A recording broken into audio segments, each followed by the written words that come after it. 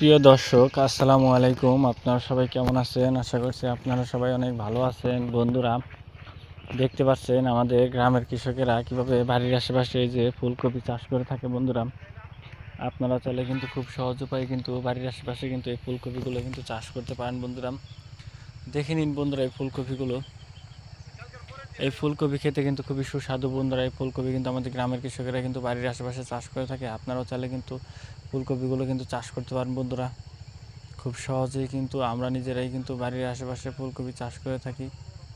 আপনারাও চাইলে কিন্তু খুব সহজ উপায়ে কিন্তু বাড়ির আশেপাশে ফুলকপিগুলো চাষ করতে পারেন। বন্ধুরা, দেখতেই পাচ্ছেন বন্ধুরা, কীভাবে গ্রামের কৃষকেরা বাড়ির আশেপাশে ফুলকপি চাষ করে থাকে। তো আমরা নিজেরা ফুলকপি চাষ করার জন্য বন্ধুরা অবশ্যই বাড়ির আশেপাশে প্রতি জমিতে আপনারা ফুলকপি চারা এবং বীজগুলো রোপণ করবেন, এবং তারপর আপনারা যদি ফুলকপিগুলো খেতে পারেন বন্ধুরা, তাহলে কিন্তু বন্ধুরা আপনারা অনেক উপকার পাবেন।